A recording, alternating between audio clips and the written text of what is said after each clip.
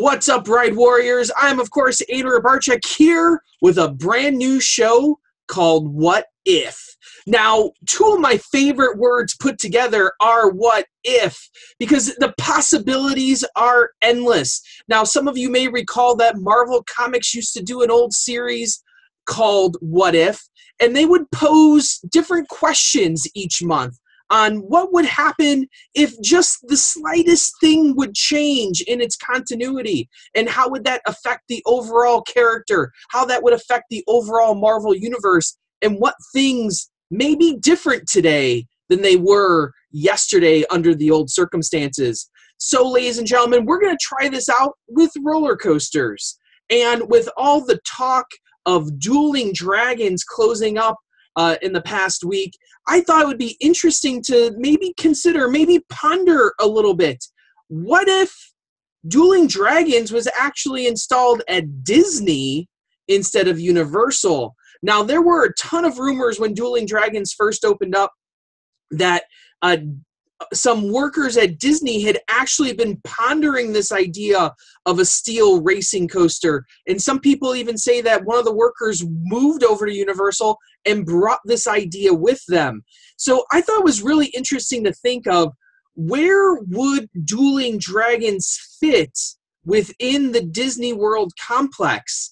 We know Disney has a lot of classic roller coasters, things like Big Thunder Mountain, Space Mountain, Expedition Everest. So all of these coasters are really big names that are known all around the world.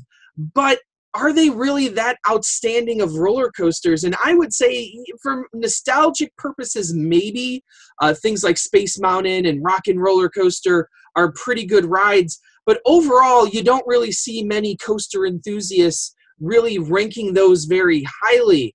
But Dueling Dragons is a ride that pretty much everyone all around the world, every coaster enthusiast, usually likes that one a lot and has it ranked pretty highly on their list. So if Disney would have opened that up, I think, a lot of possibilities become evident now that, Disney is not really known as like the teenager parks. If you put that in, say, Hollywood Studios, or maybe even in that rumored villain park, does Disney now get a new character, a new attitude that maybe installing rides for the older kids in the family become more prevalent?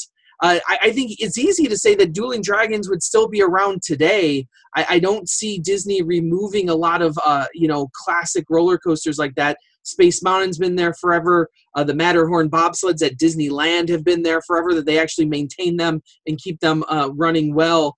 So I think first and foremost that Dueling Dragons is still around today and probably for the foreseeable future. But I think you have to wonder does it change Disney's perspective on roller coasters, that we've never really seen them go all in. There's rumors now of the Tron roller coaster coming to Magic Kingdom in 2021. Once again, a well-themed coaster, but maybe not so much on the, heavy on the really thrilling side. So does Dueling Dragons set up a new paradigm for Disney where people begin to like maybe Dueling Dragons? I can't see how a guest would go there and not like Dueling Dragons. And does that lead to Disney maybe creating more intense roller coasters than, say, what we have seen over the past 30 years at the Walt Disney World Resort?